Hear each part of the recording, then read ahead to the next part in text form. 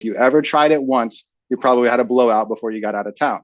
So let me put you in the exact same tire that you have, but in a 10-ply version that's going to not only give you a good ride quality, but in the event that you do want to take 6 of your friends to the beach, you're not going to risk killing everybody.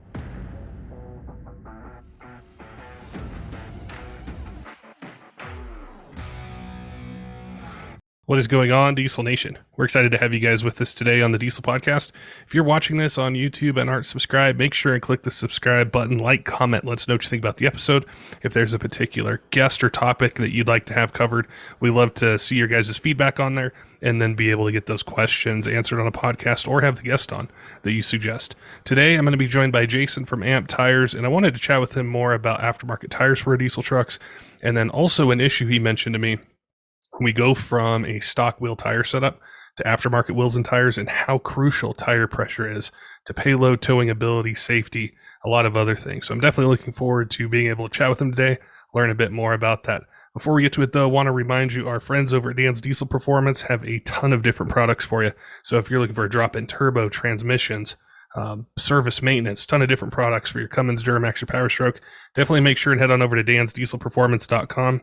Check out what they have. If you have questions, either about a build, service maintenance, maybe you have something custom in mind, definitely make sure reach out to them, give them a call, send them an email. They'd be more than happy to help you. All right, let's get to today's podcast with Jason from AMP Tires and talking about challenges and things we should pay attention to when we go to aftermarket wheels and tires. Jason, welcome to the Diesel Podcast. Look forward to chatting with you today, learning more about tires and a couple, I think, major challenges that truck owners get to when they go from a stock wheel tire setup to an aftermarket setup, and you have some really great insights. So I look forward to chatting with you, learning more about AMP Tires and ways we can make sure we're happy with our kind of wheel and tire combo and the performance of it.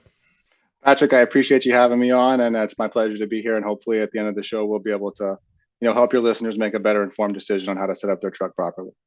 It's one of the modifications or upgrades that I found people usually do first. It's usually, I want to make the truck look how I want, or there's a certain use, whether it's off-road or kind of a little bit of everything, that people are looking towards tires and what fits and what's going to perform for them. But I wanted to start a bit with the company and AMP Tires and yourself. If you could tell me a bit about the company, your guys' focus, and how that transitions or really kind of hones in on the diesel truck owner. Gotcha. Well, AMP Tires is part of the Wheel Group family of brands, which the Wheel Group's a manufacturer of custom wheels and accessories and has been for over 40 years. So we launched the AMP brand in 2013 as an enthusiast-focused off-road brand. So we don't make highway tread patterns. We don't make OE tire sizes. Every tire in the AMP line is designed towards aftermarket wheels and aftermarket, builds. So, we tend to specialize more in the larger diameter, 24, 26, 28, 37s, 38s. And so obviously, diesel truck owners, that's the fitness that they're going for. And there's really no way to change the look of your, brand new diesel truck faster than by, putting a lift kit on it and, throwing a set of 22s with 37s. I mean, it just completely changes the look of the truck. And yes, you can put a grill and all those other things to complete the look, but the wheel and tire, that's the reason it's the first thing, is because it makes the biggest impact in changing the look and the dynamic and, sometimes the capabilities of the truck as well. That's very true. Because when I think about it, the trucks, they look great. The styling, I think, on all three of the brands is fantastic now, and there's so many options, but you see dozens of just stock trucks out there, and you want to be a little different. You want to customize it. You want to make it look your own. And that's one of the first places we start. I'm really curious about you mentioned the enthusiast focus brand. Where did it come from, that same sort of point where people were saying, hey, I want wheels, but I don't just want to get a run-of-the-mill tire. I want something either specific to the look or the use that I'm going to have for my truck? Well, I mean, the reason that we came out with enthusiast-focused tires is because we're an enthusiast-focused company. Same thing, with our wheel lines. We do make some OE replacement sizes, for our Canadian customers and our northern customers who, might swap out their wheels and tires for the winter. But the vast majority of all the wheels we make are aftermarket 20s, 22s, 24s, 26s. So naturally, if we're going to come out with a line of tires, we want a line of tires that complements our wheels. We want to be able, as a company, to put you in all of our products when you're shopping for your vehicle. So that was the purpose behind it. And over the years, there's been a lot of people pushing, well, why don't we do OE sizes? Let's do a 255 this. And I'm like, you know what, that's not really the avenue that we want to go. We want to come out with something new and cutting edge, and be the guys at the forefront of innovation, which is something that we're striving to do now, with our lines, and stay focused on the aftermarket and the enthusiast, because that's what we all do. That's why we all got into this business in the first place. The wheel tire, I mean, specifically, let's just say tires. That's probably my weakest area as a truck enthusiast. I always sort of focused on the performance side and some of the other mechanical things. And I've really, is one of the reasons I was really looking forward to chatting with you today, is to learn more, because I want to learn. I want to understand different things. Where does somebody like myself make a mistake up front when I'm picking what sort of tire that I need? What do I need to think about beforehand? Do I need to think of what size wheel I'm going with, how I'm using it? What would you advise me to do before I purchase, but to select the right type? Well, I mean, I think the number one mistake most people make is they see something online on Instagram or Facebook, and they say, I want that, and they don't take into consideration, how changing the wheels and tires can change, the usage of the truck, the capabilities of the truck. So, number one is just seeing it and wanting it without doing your research. I think the second biggest mistake people make, is they go to shops that are maybe not the best person to be going to be working on a vehicle of that level. Especially when you're starting to get into 7 to 9 inch lifts, aftermarket wheels. A lot of times people are running adapters, spacers to fit the tire that they want. You need somebody who's experienced in that avenue, and not just the guy who's willing to do it for the lowest price. So, in that aspect, doing business with somebody who's reputable and knowledgeable, and just go into the shop and ask questions, because if you start asking questions about load ratings and questions about this and PSI, and either the guy who's going to be on the other side of the counter is going to know what he's talking about, and he's going to educate you a little bit and steer you in the right direction, or you're going to be pretty apparent pretty quick that, hey, this guy's just trying to sell me what he wants to sell me. He doesn't really know as much about trucks as he claims, and I probably shouldn't be giving him my money. Does that get harder with the diesel truck market because of the capability and the ratings and all that? Oh, it's much more complicated when you get into diesel trucks. Because when you're looking at a truck that was engineered from the factory to probably carry 4,000 pounds of payload, tow 16,000 pounds. That has to be taken into consideration when you're choosing new wheels and tires. And I'll give you a perfect example. When I first started in the tire business 15 years ago, I had a returning customer come in, and he wanted a new set of tires. He was running P-metric 275 55 20s on a Ford Excursion. And I said, Mr. Customer, I can't sell you another set of those tires because they're just not safe for your vehicle. And he's like, well, I've been running them for 4 years. I've had no problems. And I said, let me guess, you never have hardly any passengers in the vehicle. You never load up and go on vacation. You never tow or haul anything with your Excursion. He says, yes. I said, if you ever tried it once, you probably had a blowout before you got out of town.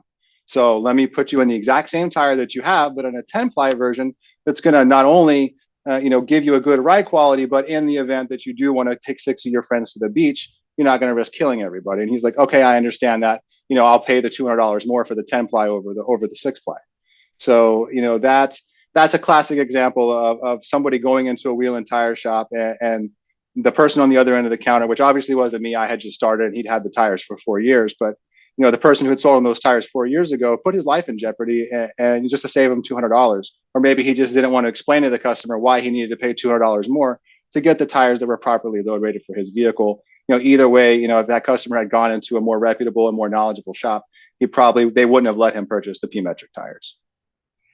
That brings up a really good topic with load rating, tire pressure, because when we get a truck and it's brand new, it's all set up to go. We see the sticker on the door jamb. We know exactly what it takes. And so I'm thinking of the guy who's not going to keep it stock. He's going to, obviously go aftermarket, customize it, make it look how he wants.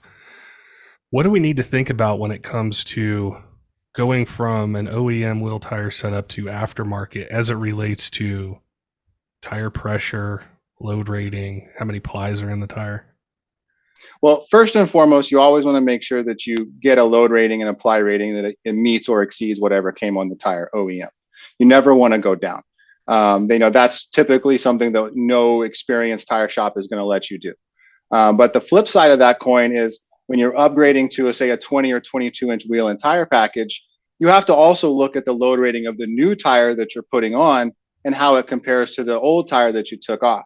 So let me give you an example. Like the OE 235/80/17 is a 121 load rating, which means I think it gets 3,086 pounds of capacity at 80 psi.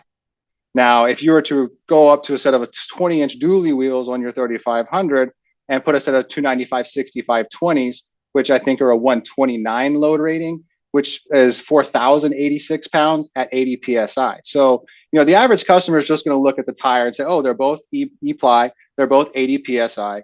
The door jamb says 80 psi. Inflate all my tires to 80 psi and I'm good to go. But the reality is that 80 psi in that 295/65/20 is going to give you 25% more load capacity than that same 80 psi in a 235/80/17. So what you're really going to end up with is a situation where your tires are 25% overinflated compared to what your vehicle was engineered for. And what that ends up happening is, it affects your ride quality, especially in the front. Your tire is supposed to ride flat on the road. If it's 25% overinflated, the center of the tire is going to crown up. You're only going to ride on the inner 75% of the tread. Your center line is going to wear out faster. You're going to experience more bumps and just harshness in the road. All kinds of problems will come from running on overinflated tires, just the same as underinflated. It's just different types of problems. So, you couple that with the fact that most people who are upgrading to 22-inch dualies or 24-inch dualies are on top of that, not only putting a tire with a different load rating, they're also stretching a tire that's maybe 12 or 13 inches wide and putting it on an 8.25-inch rim. So again, whenever you're exceeding the manufacturer's recommended fitment, you at least want to try and stay with the tire pressure as close to what it needs to be to maintain the load capacity of the vehicle. I could see how, if we're not familiar with this upgrade, how it could be so confusing for just the average person with the PSI and what you do. Well, it does sound confusing, but the truth is it's actually very simple. And let me see if I can break it down for you. So the relationship between tire PSI and load capacity is not directly linear. Obviously, once you get down below a certain PSI, your load capacity starts to fall very, very quickly.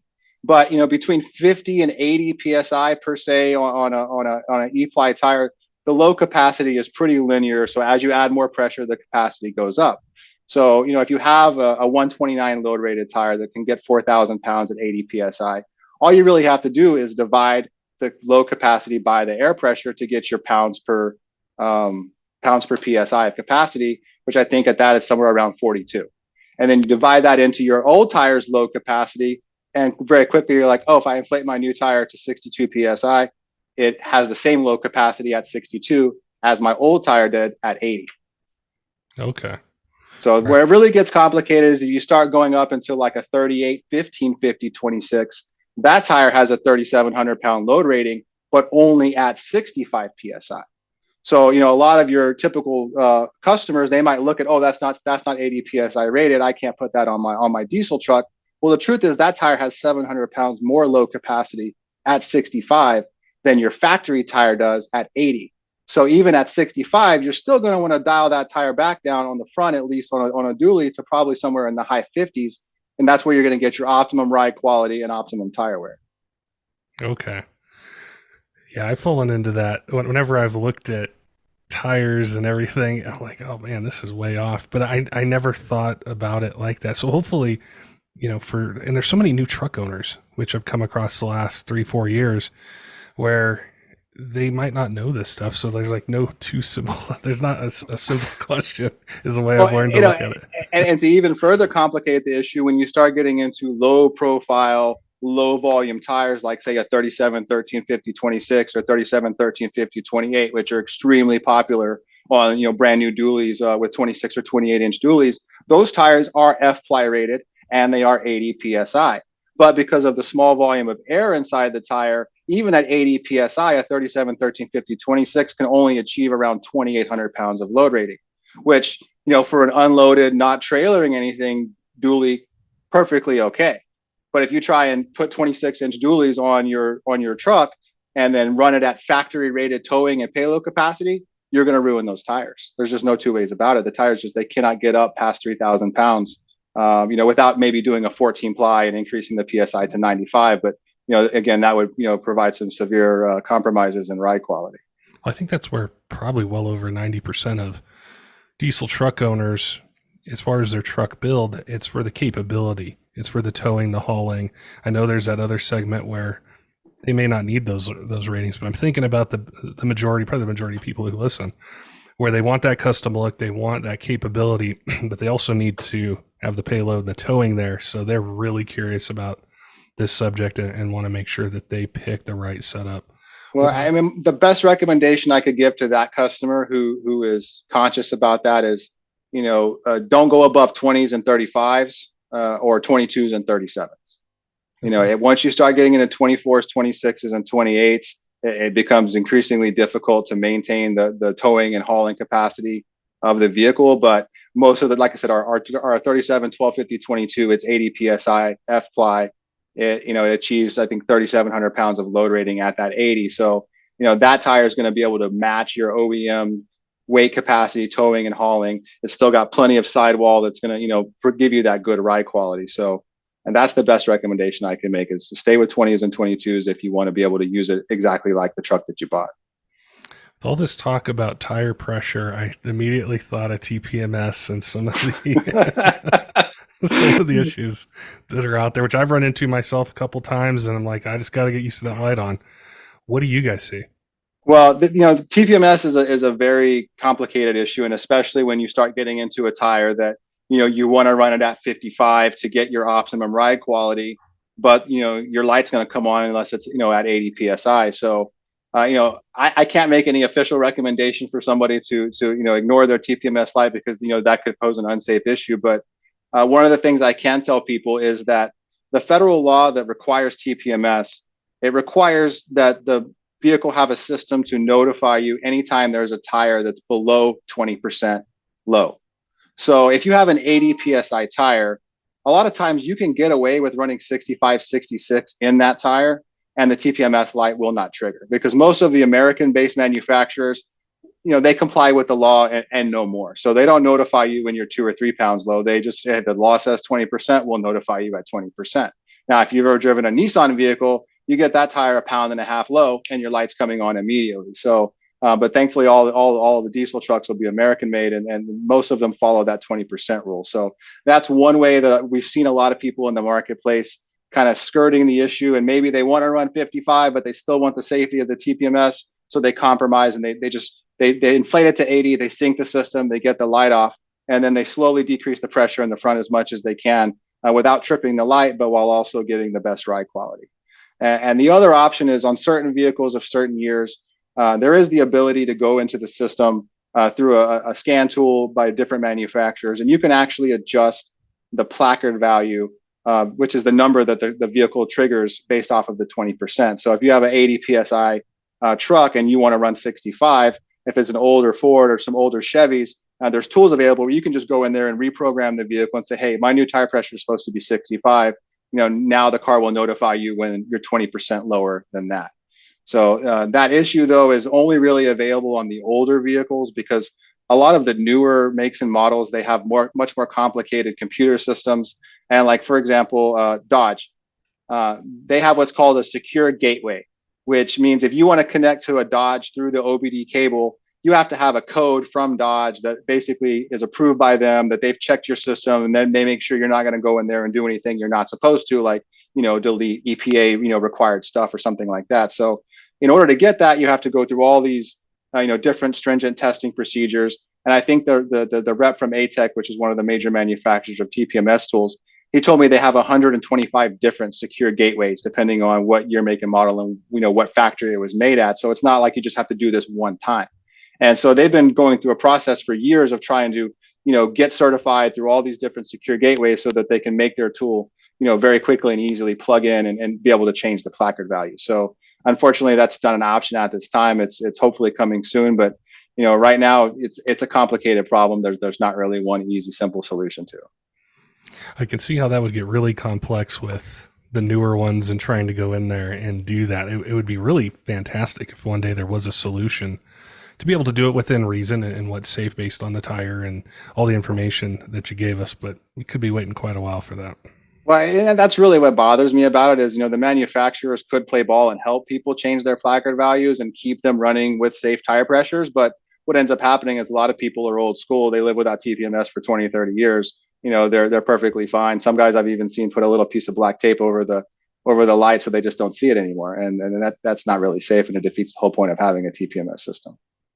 What are some things that you guys as a company are seeing with what diesel truck owners are wanting for tires? Are they, I'm sure there's a little bit of everything because there's so many different directions you can go with a diesel truck. Some of them, I have some friends, they don't tow or haul anything. It's a look that they want. Others, they do take them off road. It's a hunting truck. They go camping with it.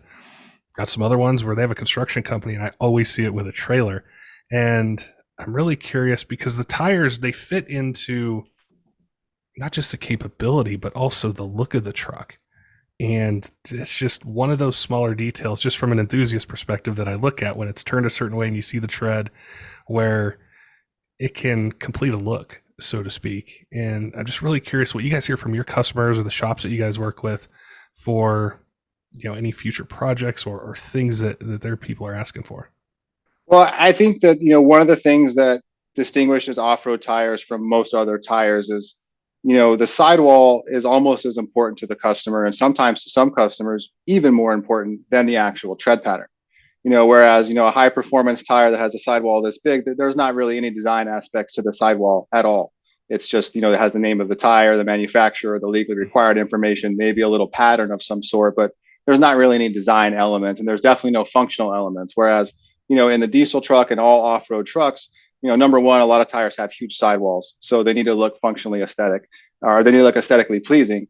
And then number two, if you're off-roading, you're going in the mud, you're going in the sand, obviously you don't want it to just look good, you want it to perform as well. So, in the off-road world, design, the look is a high priority when compared to, any other tire. And you basically, you have to do it all. You have to bring a tire to the market that has an aggressive looking sidewall, an aggressive tread pattern, but, then the customers, they want it aggressive, but not too noisy. So you have to do what you can, to reduce noise, to use variable pitch tread patterns.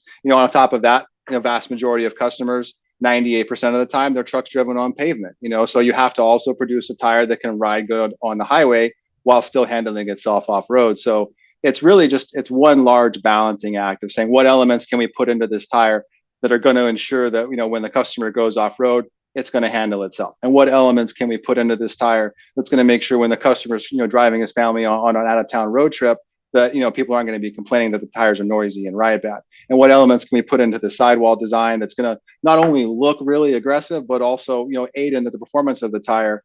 Because at the end of the day, nobody wants a pavement princess that gets stuck in a pile of grass, picking up their kid from soccer practice. You know what I mean? So all of those things have to come together. And as far as us and what we're doing, that's exactly what we are doing with our new RT tire, which is going to be debuting this year at SEMA and then launching early next year. Is, we tried to make the best compromise that we felt was possible between, a large center section with a lot of tread to give you that on-road stability and good ride quality, the large outside biting edges and deeper tread space to, give you that off-road capability. And then, of course, a very aggressive sidewall. And our new RT is actually going to have two. So we did a dual sidewall A and B that are different designs. One is aggressive, the other is very aggressive. So that's kind of, how we went in terms of design is, we want something that's, aesthetically pleasing, but also, kicks butt on the trail. That's an aspect of this topic that really interests me because, like I had mentioned before, kind of focusing on the performance side. Yeah, we want it to kind of look cool, but really we're just focused on how does it perform. Yeah. And this, I can see how it would be more complex because you have customers who are demanding the performance, but then they also demand the aesthetics and the look as well. It's like combining that from a design and engineering standpoint sure is a major challenge. Indeed, it's very difficult to do, and at the end of the day, you're never going to make everyone 100% happy. So, you really just have to decide, hey, what do we want to focus on? And at the end of the day, there's no matter whether you're going for the, hey, I'm the going for the extreme off-road market. There's plenty of people that are that's what they focus on. If you're going for the, hey, I'm building an MT that's great riding and quiet on the highway, but also can handle itself on road, there's a ton of customers that want that.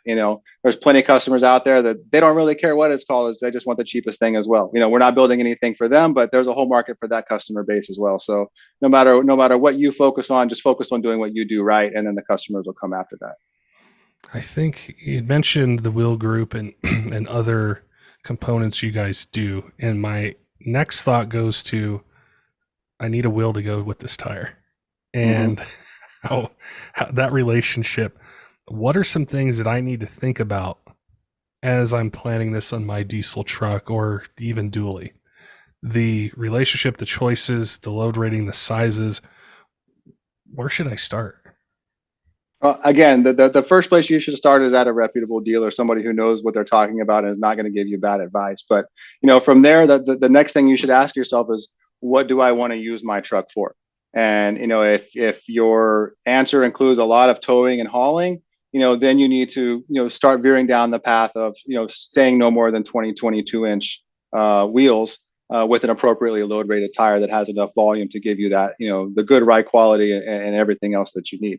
Now, if you want to go more towards the show look with the 24s, 26s, 28s, that's where it's really important to go to somebody who knows what they're doing, because I don't know if you've ever seen a 28-inch dually wheel and tire being mounted, but it's literally about 3 or 4 guys, each with a crowbar in each hand, doing everything they can to inch that tire around and around.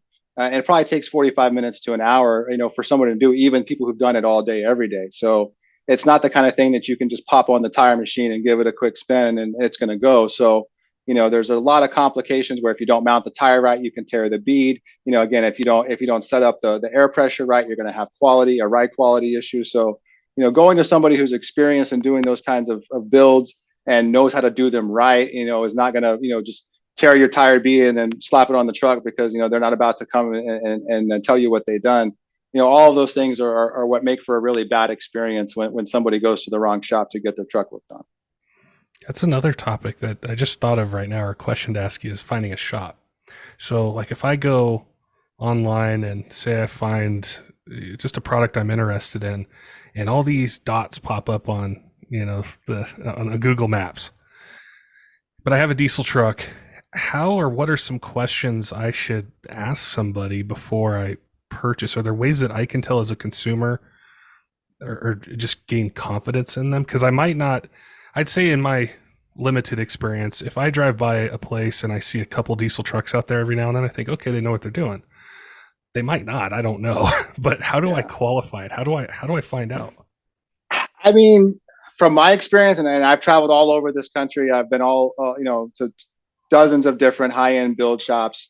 I've never been to a single place that focuses on diesels and does diesel builds that does not have multiple built diesels on the premises at all times. You know what I mean? And that to me is a good indicator of somebody that you want to be working on your truck, because, your typical car will go into the shop, at 8 a.m. for a wheel and tire package, and it's out by 10:30.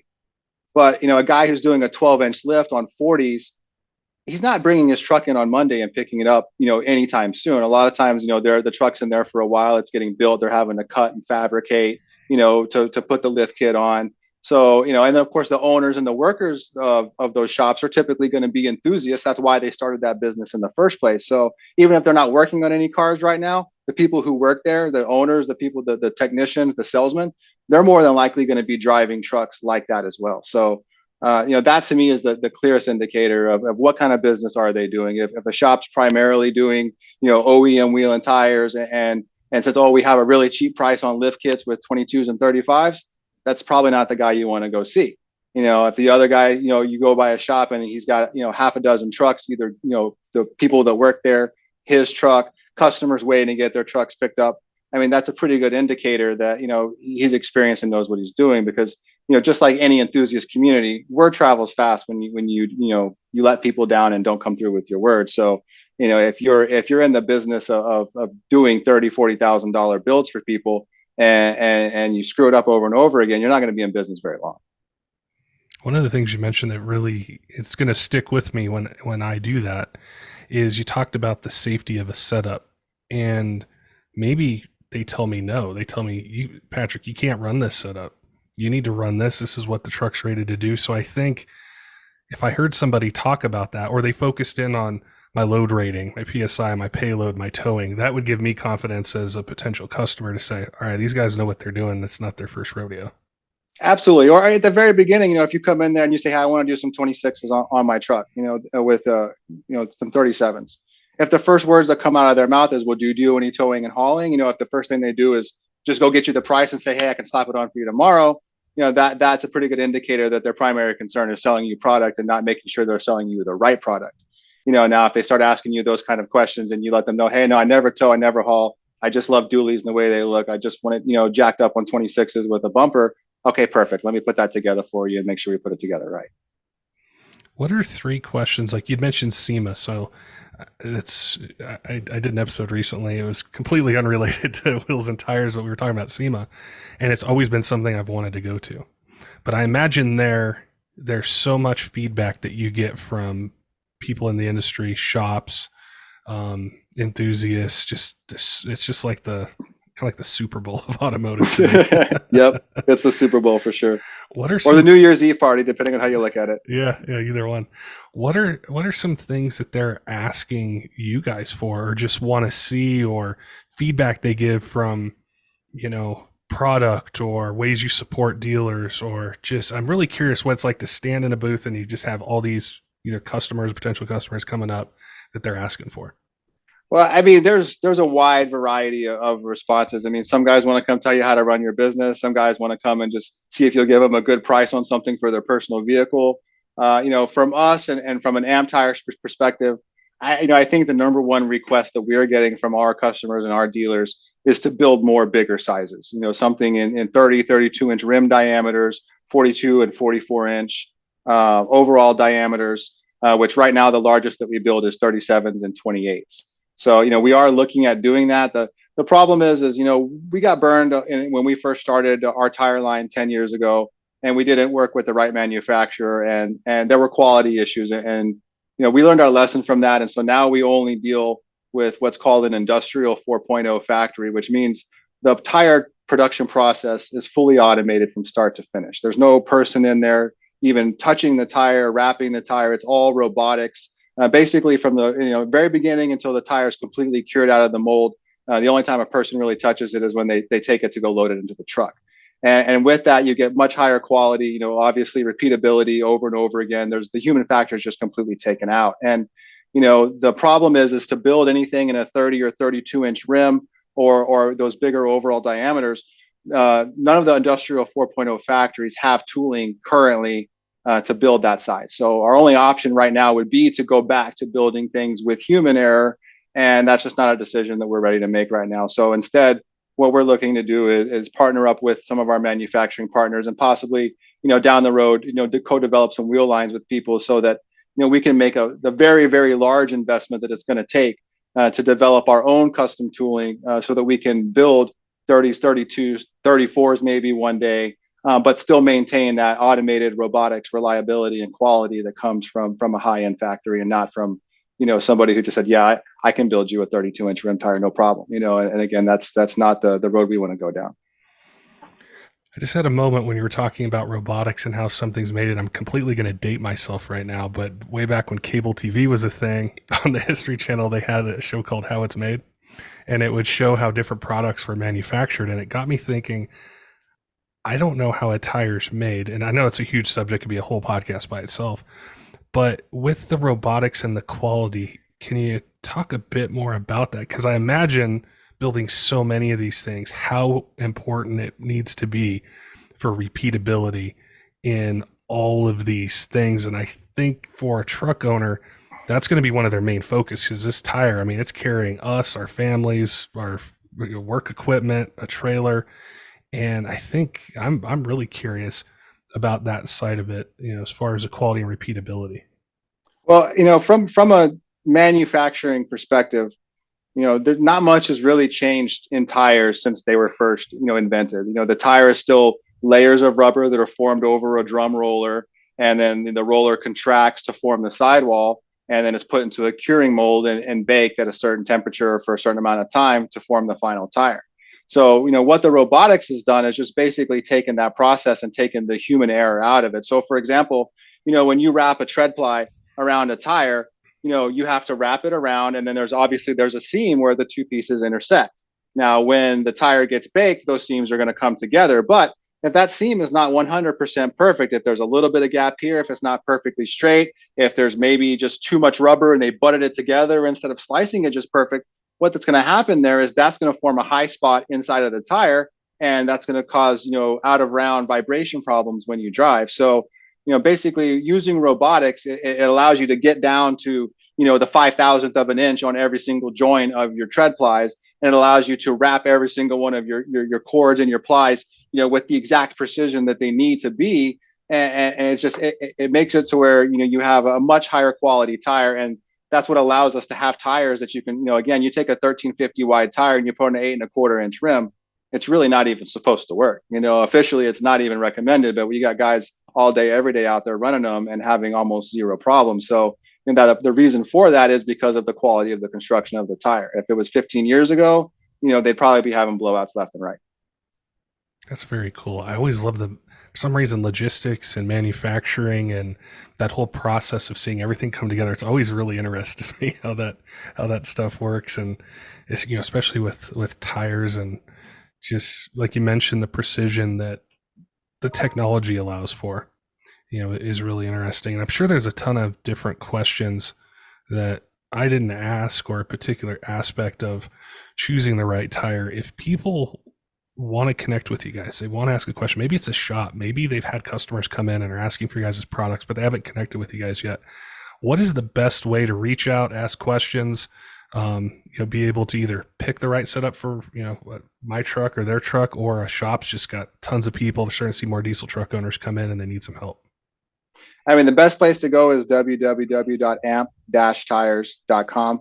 That's our website. You can find a dealer locator. Obviously anybody who's on our dealer locator is an AMP authorized dealer.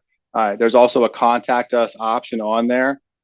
Feel free, if you have questions, if you want to do some follow-up, you can post your question there and I'll make sure that I personally respond.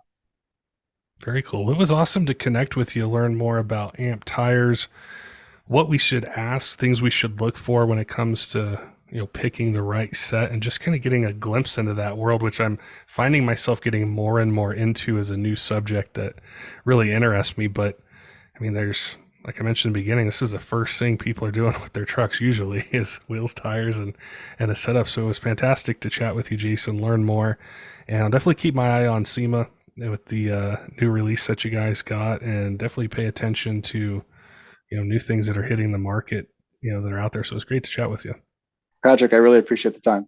Don't forget, diesel fans, make sure and head on over to dansdieselperformance.com. If you're looking for upgrades, surface maintenance for your Cummins, Duramax, or Power Stroke, they can definitely get you taken care of, whether it's drop-in turbos, transmission builds, just making sure your truck's running right, or things that are custom as well. Let's go to dansdieselperformance.com, check out what they have. They make it super easy to navigate their website. And if you have questions, give them a call, send them an email. They'd love to hear from you. Also want to give a shout out to some of our Patreon supporters, Tyler Loewen at 23 Diesel, J Cole, John, all of our other Patreon supporters, all of you who subscribe on YouTube podcast apps, follow us on Instagram, Facebook, TikTok. We appreciate all your support here in year 7 of the Diesel Podcast, and look forward to bringing you more of the content that you guys want to hear in 2023. Until next time, keep the shiny side up.